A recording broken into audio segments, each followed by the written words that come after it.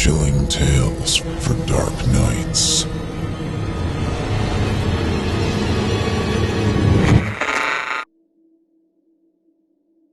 I'm a first-year resident at the local hospital, so I often work long hours and I'm always sleep-deprived.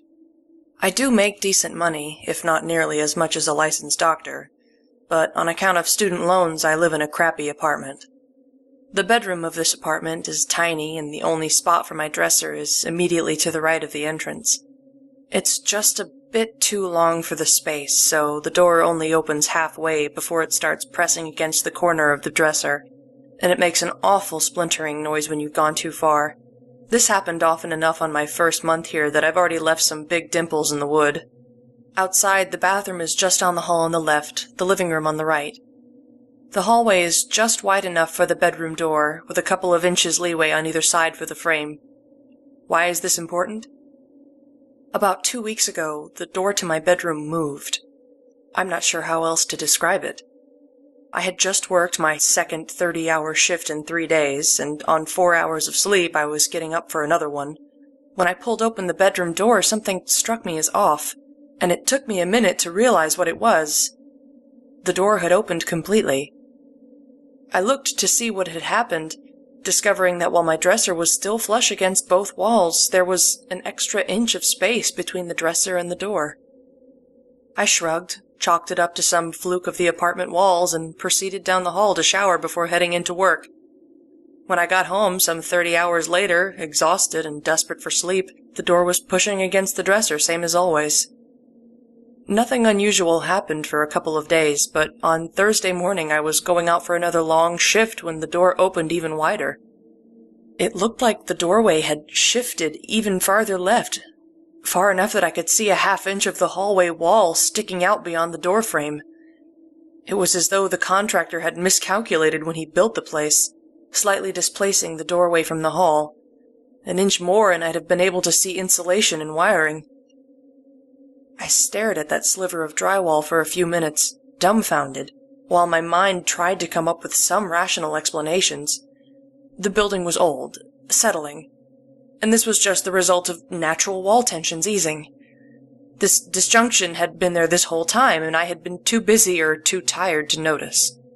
I'd slept through an earthquake, during which my room got displaced a couple inches from the hall. All of the explanations seemed plausible. With work coming up in half an hour, I really just wanted to get some coffee and get out of there, so I decided to call the super after I got off. However, when I got home the next morning, the door was back to normal, and I was tired enough to not even care. Everything was ordinary for the next day, too.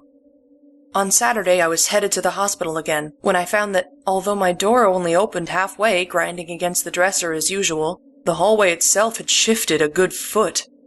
The entire wall and then some was clearly visible. To the left of the wall, where I should have been looking into my bathroom, there was this black inch-wide gap.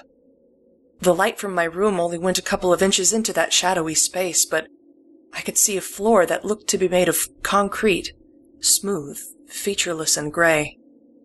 This musty smell emanated from the inside, like from an old, dry basement, or maybe an attic that had been left untouched for too long. My first instinct was to just close the door. Clearly this was a hallucination brought on by working too many hours with too little sleep, but the doorknob clattered against solid drywall. My door wouldn't close. Confused and more than a little disturbed, I initially thought to just leave. Get the hell out of there and worry about the details later. The need for a rational explanation, however, coupled with a morbid sense of curiosity, it kept me from bolting out the front door. I called out of work for the first time in almost a year, saying that a pipe had burst in my apartment and that I needed to let the repairman in to fix it. Next, I called the super and asked him to come by. Then, while waiting for him to arrive, I shined a flashlight into that sliver of space. There wasn't much to see. The area ended at a cinder block wall roughly where my hallway turned, and although I was blocked from seeing how far the room extended to the left, I got the impression that it was big. Maybe bigger than my entire apartment. Even if I was wrong, though, the fact remained that there was a strange space where my bathroom was clearly supposed to be. I even looked to be sure. Everything looked perfectly ordinary from my bathroom. The super arrived less than half an hour later, but in the time it took for me to answer the door and escort him back to my room, everything had gone back to normal. As you can imagine, I got pretty agitated, even frantic. However, when the super saw how upset I was, he actually asked me outright whether or not the walls seemed to be moving on their own. While I gaped at him, he explained that the previous tenant, a young woman who had also worked at the hospital, had complained to him about something similar. She had claimed that the walls sometimes extended an inch or more past the frame of the doorway, but whenever he came to investigate, nothing was out of the ordinary. The young woman eventually became hysterical, on the verge of moving out, but at his suggestion, took a leave of absence from the hospital instead. After that, there had been no more complaints. She stayed until her lease was up and then left without incident. The super gave me a sympathetic look after he told me this story, and asked whether I had been working particularly long hours recently, or perhaps also felt trapped in my work schedule. I mean, what could I say to that? I agreed with him, informed him that I would be taking a break from work as well, and apologized for wasting his time. The super was cool about it, since I guess he had experience with this sort of thing, and even said that he was glad to help, that the hospitals work us residents too hard. After he left, I called work to let them know I'd be out tomorrow as well, and then decided to turn in early to make up for some lost sleep. It was nearly midnight when I awakened. I had been dreaming about something. I don't remember what it was, but it must have been a nightmare because I woke with this sense of utter dread washing over me. It was like when you're alone in the early hours of the morning, silence hanging over your room like a sheet, and out of nowhere you get the feeling that someone is in the room with you, standing behind you, watching you. That was the feeling I had upon waking up in the stillness of my bedroom at midnight. And then I heard the scratching. It was faint at first, so faint that I thought that I was imagining it, but gradually grew in volume until it was clearly audible from across the room. Something was scratching at my bedroom door. That in itself shouldn't have been so alarming. I'd had mouse troubles at the apartment before. I'd even heard them scratching at the walls at odd hours of the night. After the events of the previous days, however, the sound jolted me awake, that sense of dread deepening into real fear. I slowly got out of bed and tiptoed toward my door. Up close, the sound was unmistakable. The scratching was coming from the bottom of the other side. Well, mouse or not, I reached over and quietly as I could, locked the door. Then I grabbed the flashlight from the top drawer of my dresser, got onto my hands and knees, and shined it through the half-inch space underneath the door. The scratching stopped almost immediately. Then something reached in through the bottom of the door. I was so startled for a moment that I didn't even realize what it was, and then it felt like someone had punched me in the gut. 3 fingertips curled against the bottom of my doorframe, wiggling slightly as though trying to push the door open. The fingers were gray and skeletally thin, stained the rusty brown any medical student could tell you was dried blood. Their nails were long and ragged, clearly broken numerous times, with the splitting and pitting characteristic of malnutrition. And then I heard something else coming from just outside, carried on that musty, dry basement smell. "Help me."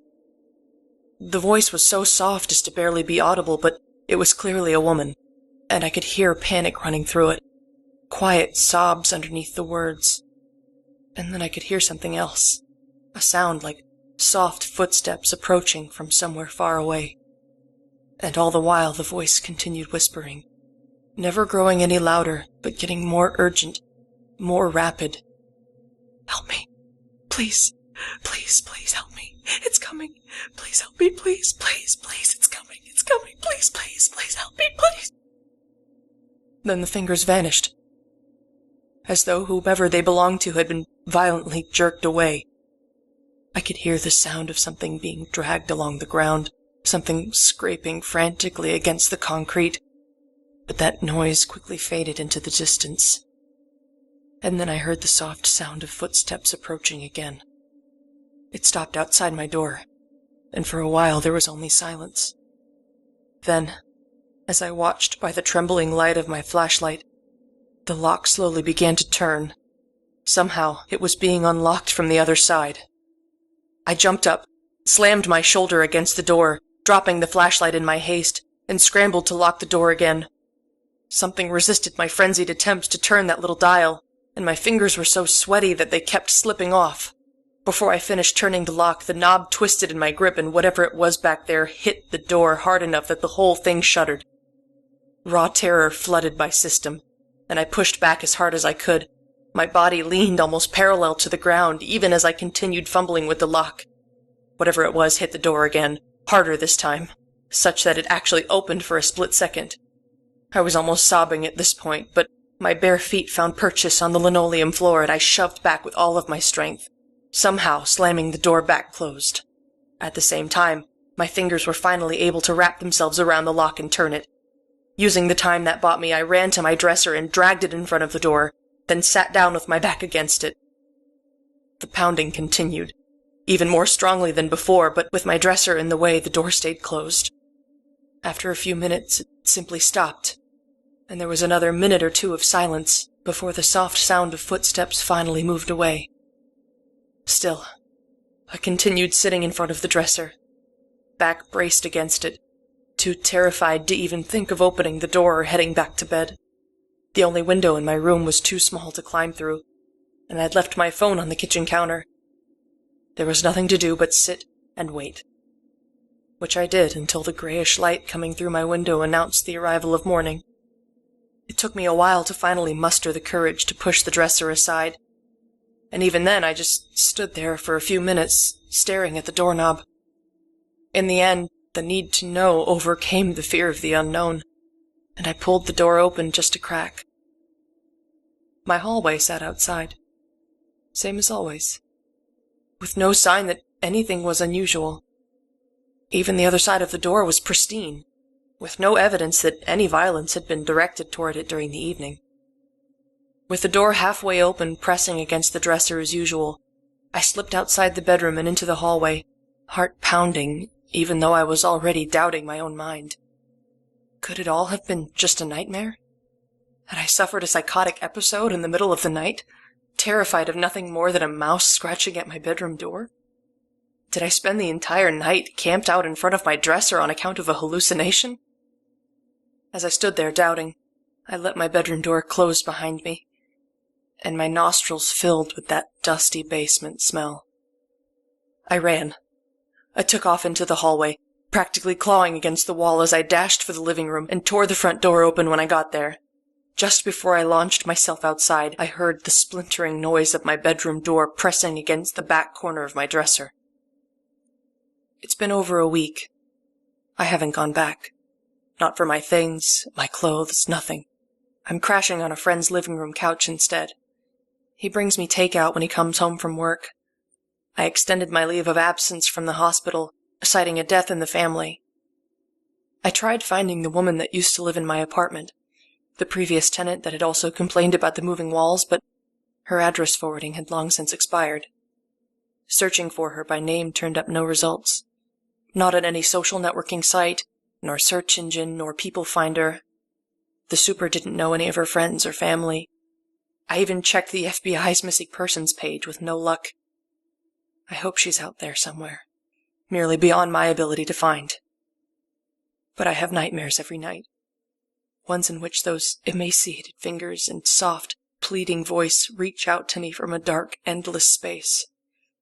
Still, I insist that every door in the apartment stays open, because the last time I opened the front door, there was a tiny cross-section of wall exposed, as though the doorway had been displaced a half-inch from its usual spot.